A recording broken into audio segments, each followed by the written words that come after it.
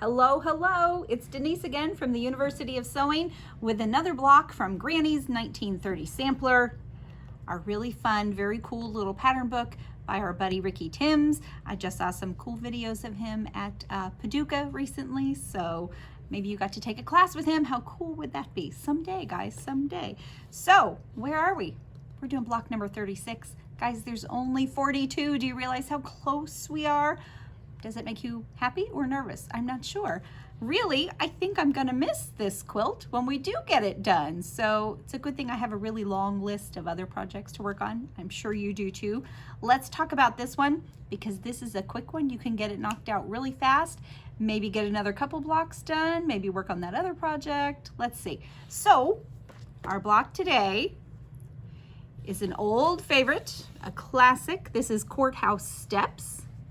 So if you can imagine, here's the courthouse in the center and the steps going all directions. This is obviously a scrappy version of it. And the only design aspect of it is the lights are going one way and the darks are going the other. You could certainly make all of these different. You do want to pay attention to the color values. Stick with your lights and your darks so you don't lose the pattern. But it's really super fast and pretty easy. What do you need for this one? Not a whole lot, really. You need your trusty rotary cutting ruler. And Margaret and I were talking recently about rulers. There are so many good rulers out on the market right now. Margaret and I pretty much were in agreement that the OmniGrid is kind of our favorite for just a good basic ruler. Creative Grids have some wonderful specialty things, but if you just need some good basic sizes, I personally like the way these are marked. I find them easy to read. We have them, of course, here in the shop. And if there's a size or something you're looking for and we don't have, just give us a shout out and we can probably help you out with that too. So you need your rotary cutting ruler. Of course, you're going to need your rotary cutter. Make sure you've got a good fresh blade in it. And of course, some thread. I know as quilters, we like to piece with our Aurifil. We do have a nice selection of Aurifil here in the shop. We also have some package sets, which are kind of fun. Guys, all of these things, and of course, so much more, as they say, they are all available on our website, universityofsewing.com. Be sure to check that out. The companion piece to our pattern book is, of course, the little novel, Lizzy Albright in the Attic Window, and that is the basis for the pattern for the quilt, which is kind of cool that the two go together.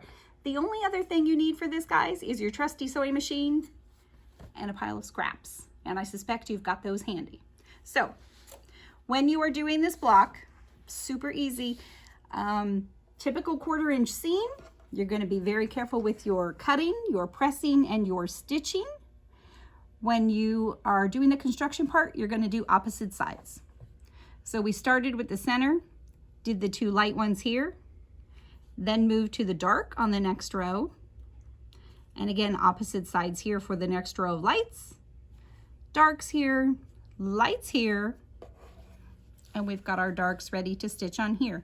Now, the only thing that you do have to be a little careful about, and you should be pretty good at this by now, is making sure that those seams are nice and straight. And that comes from cutting carefully, stitching carefully, and pressing carefully. You might notice on the practice one, I wasn't so careful here. So it does look a little off. My finished block is 8. This part of it is 8.5, which means finished in the quilt, it's going to be 8 inches, so it's okay. The book does also suggest, as you get each round done, to square it up. And I think those tips and that suggestion is a really good one.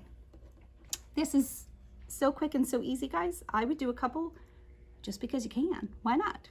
So let's stitch this one together.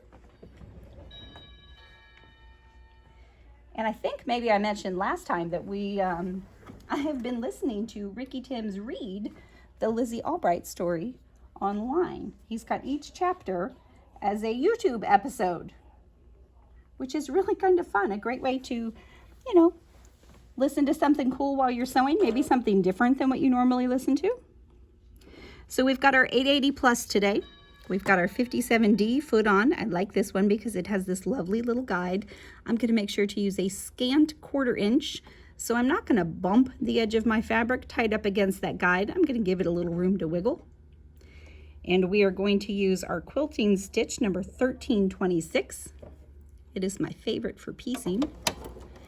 And I always like to do just a couple stitches to hold things in place and then make sure things are where I really want them. We've got the dual feed engaged. It's tough to pick what features are my favorites on these Bernina machines, but that dual feed certainly ranks right up there.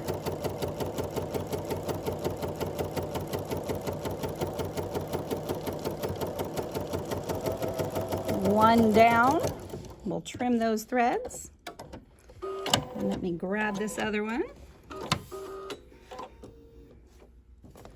If you are sharing your love of quilting with somebody, maybe it's a neighbor who is interested or a younger person, this is a great block for them.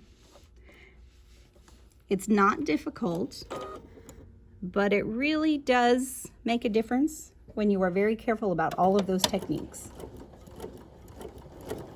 So once again, just a couple stitches, and then we'll make sure things are lined up nicely.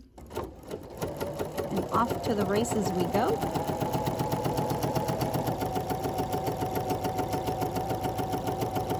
I hope you guys have been enjoying our videos. It is definitely a long project, though I have some friends that are working on Dear Jane, so this seems like a breeze compared to Dear Jane.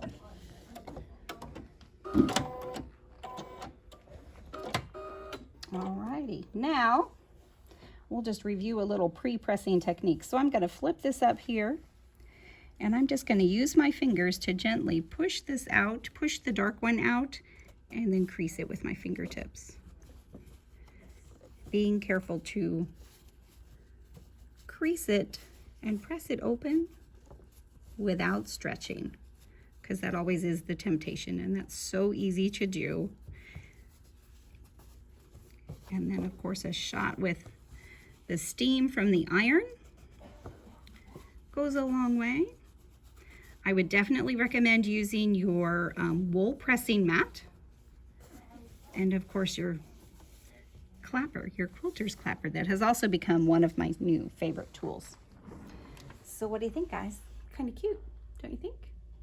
I could definitely see a whole quilt made out of these, and you could whip one up in no time. It would make a great baby gift for somebody, I think. So thank you for watching again. As I've said, all of these things and tons more are available on that website, universityofsewing.com. Be sure to give us a thumbs up. Make sure you've hit subscribe. Share with your buddies. There's no fun quilting alone. And come back next time as we continue with Granny's 1930 sampler. Thanks for watching.